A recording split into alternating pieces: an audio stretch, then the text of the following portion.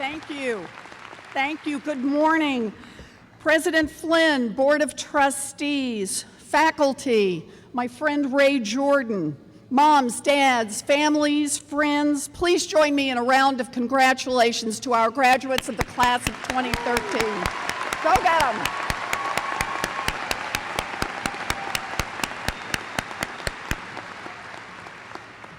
Oh, and class of 2013, we can't say this often enough. It took a lot of help for you to get here today.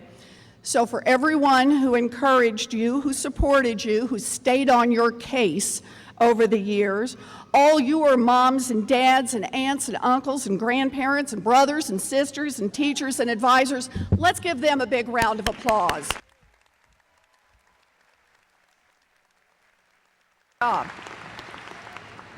I'm very excited to be here with you today. This is my first commencement address as your senator.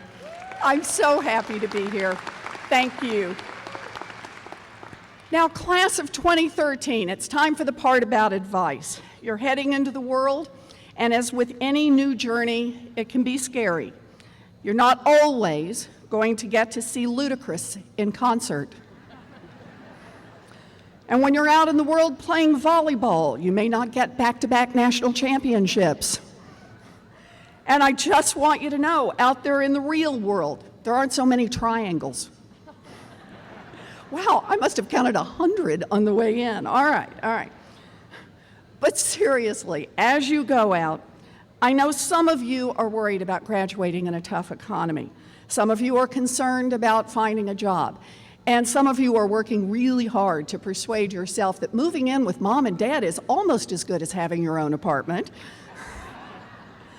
Now, I know it's hard out there, but I have high hopes for you, for every single one of you. I have high hopes because at this time of transition and in this hard economy, you've already done something really tough. You stuck it out, you pushed yourself, and you graduated. Hoorah! Hoorah! Yeah. You know, it was a smart decision. A good education is a foundation for a better future. People who graduate are more resilient financially, and they weather economic downturns better than those who don't graduate. Throughout their lives, graduates are more likely to be economically secure, more likely to be healthy, and more likely to live longer.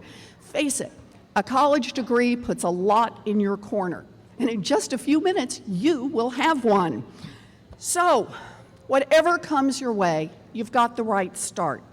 And you got that right start by planning carefully and working hard toward a specific goal. In fact, you got here today by following the advice of about a zillion teachers, aunts, uncles, cab drivers, and bartenders, and everyone else who gave you the advice, set a goal and stick with it. But on this beautiful day, this last day, before we turn you loose into the world, I want to make a pitch for something different. Among all the goal setting and perseverance, I want to talk to you about something else. I want to talk about being open to the unexpected, about making room for the improbable and the unlikely. Now look, I know why I'm here today. It isn't my fashion sense. It isn't my ability to tell a good joke. I was invited here today because I'm your senator. What does that mean? Well, for some of you, it means I'm the person who kept sending you emails asking for money. Some of you voted for me. Some of you didn't. That's okay. My guess is, for those of you who stayed up too late partying last night, it means I'm the person standing between you and the Gatorade. I think that's the right remedy now. Is that right? In any case, I'm here today because I'm your senator. But the funny thing is, I never planned to get into politics. If you don't believe me, try to find a political consultant anywhere in the country who will tell you that the best way to get elected to national office is becoming a professor or tangling with bank CEOs. You won't find one. Nope, I spent pretty much my whole career as a teacher. After I graduated from a commuter college, a commuter college that back then cost $50 a semester. Yeah. I taught elementary school, and I was sure I had my life all planned. 2 years, one baby, and one move later, I ended up going to law school, thinking I could be a trial lawyer. I was sure I had my life all planned. 3 years and another baby and another move later, I became a law professor, teaching bankruptcy and eventually writing books on economic issues about America's families. This time, I was sure I had my life all planned. And then one day I got an unexpected phone call. This was in the mid-1990s. I'd been teaching law for about 15 years. The phone rings and it's a former congressman who'd just been appointed to head up a commission to rewrite the bankruptcy laws. He wanted to give some help to families who were in terrible trouble. He thought I should come to Washington and help him. I thought he was crazy. I was sure about my job. My job was to teach classes, to do research, to write books, period. I didn't know anything about Washington politics, and that suited me just fine. Then he offered me a deal. If I would come up with a few good ideas that would really help families, he would figure out the politics and turn them into law. I didn't really think I could stand the politics, but he pushed, and I decided to try. Now, for me, that first trip to Washington ended up about fighting for families that were getting squeezed out of the middle class and taking on an army of lobbyists that were working for big banks. For me, it was about the optimism that if we work hard and work together, we can make a difference that really matters.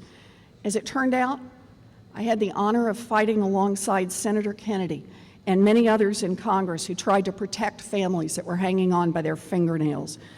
One fight led to another, bringing some accountability in the bank bailout, setting up a Consumer Financial Protection Bureau, and now representing the people of Massachusetts. The congressman made an improbable offer. He brought me into a fight that changed my life. It's been tough, but all in all, it made me believe in the amazing power of trying the unexpected. So, class of 2013, all the planning and all the preparation in the world can't prepare you for the many twists that are coming your way. Just today, one of you may meet the guy you will marry or the guy you will divorce. I did both. You can't predict it all. People will tell you to plan things out as best you can. They'll tell you to focus. They'll tell you to follow your dreams. And they'll be right. But they'll also be just a little bit wrong. Never be so faithful to your plan that you are unwilling to consider the unexpected. Never be so faithful to your plan that you are unwilling to entertain the improbable opportunity that comes looking for you.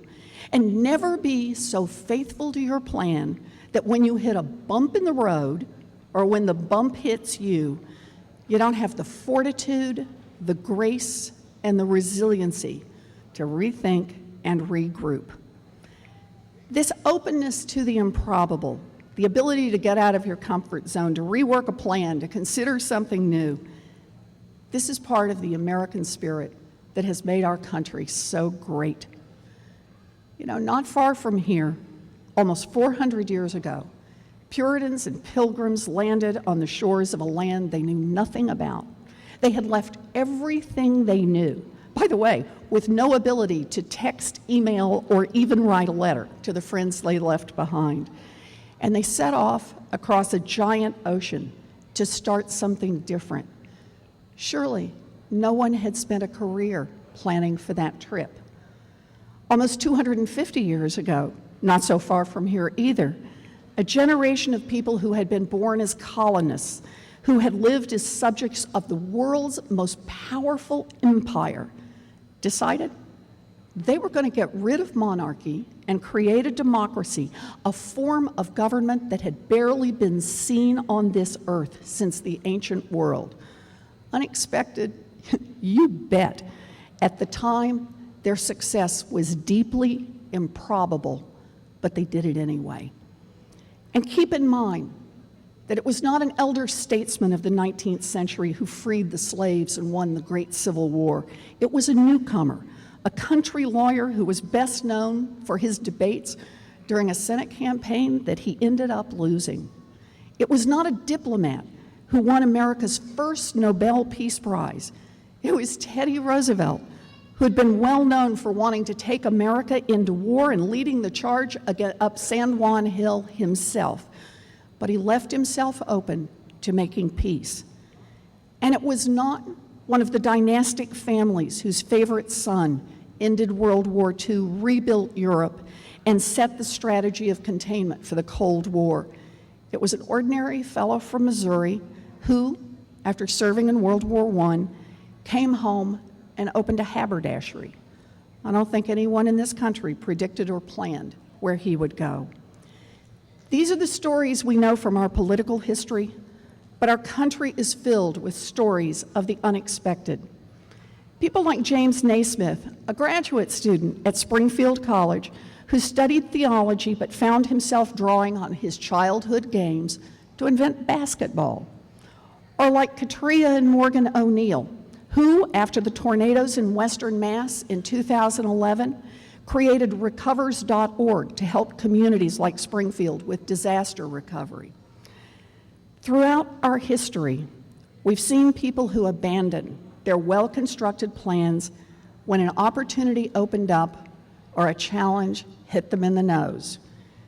As a country, this spirit has been one of the drivers of our success, the willingness to take risks, to innovate, to adapt when our plans don't quite work out the way we thought they would.